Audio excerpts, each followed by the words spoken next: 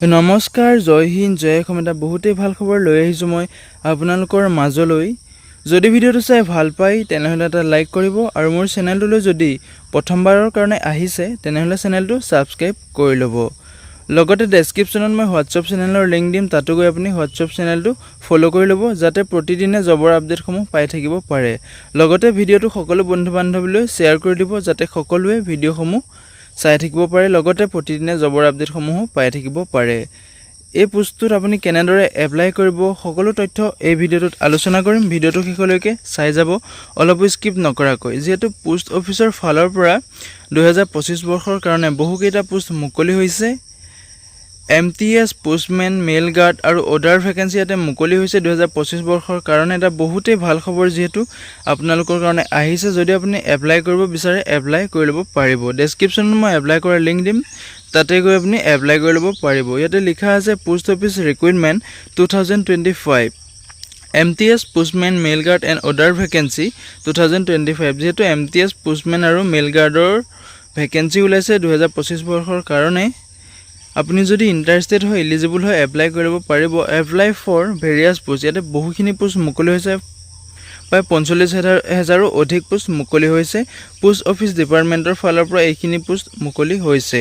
যদি আপুনি এপ্লাই কৰিম বুলি ভাবিছে অফিচিয়েল ৱেবছাইটত গৈ এপ্লাই কৰি ল'ব পাৰিব।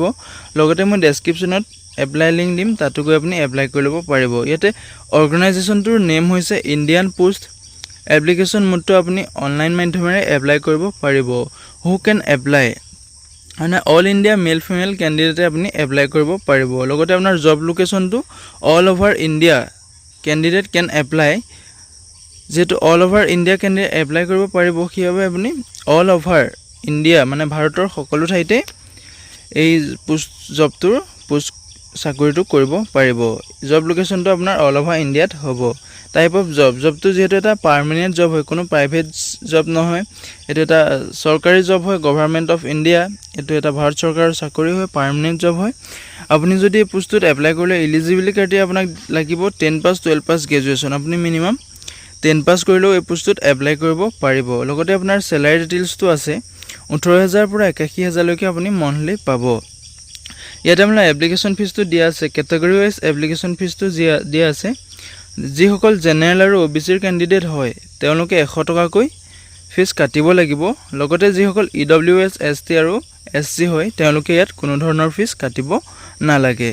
যদি আপুনি এপ্লাই কৰিম বুলি ভাবিছে এপ্লাই কৰি ল'ব। আপোনালোকৰ কাৰণে এটা বহুতেই ভাল খবৰ আহিছে, এটা ভাল সুবিধা আহিছে, সুযোগ আহিছে। সুবিধা সুযোগটো আপুনি নেহেৰুৱাব। যদি এপ্লাই কৰিম বুলি ভাবিছে তেনেহ'লে এপ্লাই কৰি ল'ব। এতিয়া ভেকেঞ্চি ডিটেইলছটো হৈছে পোষ্টমেন, মেইল গাৰ্ড আৰু MTS ফালৰ পোষ্ট মুকলি হৈছে। চিলেকশ্যন প্ৰচেছটো ইয়াত কোনো ধৰণৰ 10-12 গ্ৰেজুৱেটৰ ইয়াত মাৰ্কৰ ওপৰত নিৰ্ভৰ নকৰে। এটা ছিষ্টেম আছে যিটো পোষ্ট অফিচৰ ছিষ্টেমৰ মতে আপোনাৰ এই চিলেকশ্যন প্ৰচেছটো কৰি দিয়া হ'ব। যদি ভিডিঅ'টো ভাল পাইছে তেনেহ'লে তাত লাইক কৰিব। লগতে চেনেলটোলৈ যদি প্ৰথমবাৰ কাৰণে আহিছে তেনেহ'লে চেনেলটো ছাবস্ক্ৰাইব কৰি ল'ব। ইয়াতে চেলাৰী স্কেলটো আপোনালোকে দেখিবলৈ পাইছে 18,000 পৰা 81,100 টকালৈকে আপোনাৰ মন্থলি চেলাৰীটো দিব। পোষ্টমেন, মেইল গাৰ্ড, MTSৰ যিসকল পোষ্ট মুকলি হৈছে সেই পোষ্টসমূহৰ চেলাৰীটো আপোনাৰ 18,000 পৰা 81,100 টকালৈকে মন্থলি পাব। লগতে আপোনাৰ এজ লিমিটটো আছে। মিনিমাম এজটো আপোনাৰ 18 বছৰ হ'ব লাগিব এই পোষ্টসমূহত এপ্লাই কৰিবলৈ। মেক্সিমাম আপুনি 40 বছৰলৈকে এই পোষ্টসমূহত এপ্লাই কৰিব পাৰিব। লগতে আপোনাৰ এজ ইলেকশ্যনো দিয়া আছে, কেটেগৰী ৱাইজ সকলো মই কৈ গৈছোঁ, আপোনালোকে চাই যাব। ইয়াতে কেটেগৰী ৱাইজ এজ ইলেকশ্যনটো হৈছে চিডিউল কাষ্ট আৰু চিডিউল ট্ৰাইবৰ কাৰণে এজ ইলেকশ্যনটো আপোনাৰ 5 বছৰকৈ এজ ইলেকশ্যনটো দিয়া আছে। আৰু OBCৰ কাৰণে 3 বছৰকৈ এজ ইলেকশ্যন দিয়া আছে। যিটো অৰ্ডাৰ বেকৱাৰ্ড ক্লাছ বুলি কয় তাতে আপোনাৰ 3 বছৰকৈ এজ ইলেকশ্যন দিয়া আছে।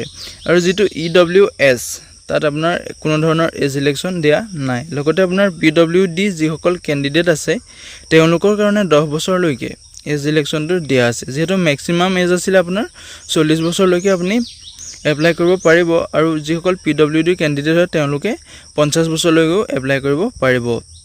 ইয়াতে PWD যিসকল OBCৰ পৰে তেওঁলোকৰ কাৰণে 13 বছৰ দিয়া আছে, মানে তেওঁলোকে 53 ইয়াৰ্ছৰলৈকে এপ্লাই কৰিব পাৰিব। আৰু যিসকল PWDৰ ST আৰু SCত পৰে তেওঁলোকে 15 বছৰকৈ এই চিলেকশ্যনটো পাব, মানে তেওঁলোকে 55 বছৰলৈকে এই পোষ্টসমূহত এপ্লাই কৰিব পাৰিব। কোৱালিফিকেশ্যনটো হৈছে 10 pass 12 pass graduation candidate can apply for the post. আপুনি যদি মিনিমাম 10 পাছো কৰিছে এই পোষ্টসমূহত এপ্লাই কৰিব পাৰিব। যদি আপুনি 12 পাছো কৰিছে তেতিয়াও এই পোষ্টসমূহত এপ্লাই কৰিব পাৰিব। লগতে আপুনি গ্ৰেজুৱেশ্যন থাকিলেও এই পোষ্টসমূহত এপ্লাই কৰিব পাৰিব। মিনিমাম আপোনাৰ 10 পাছৰ পৰা এই পোষ্টসমূহত এপ্লাই কৰিব পাৰিব। মেক্সিমাম আপোনাৰ কোনো ধৰণৰ ইয়াত লিমিট নাই। আপুনি এই পোষ্টসমূহত এপ্লাই কৰিবলৈ মিনিমাম 10 পাছ কৰিব লাগিব।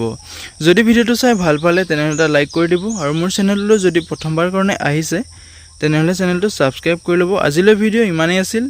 জয় হিন্দ, জয় অসম।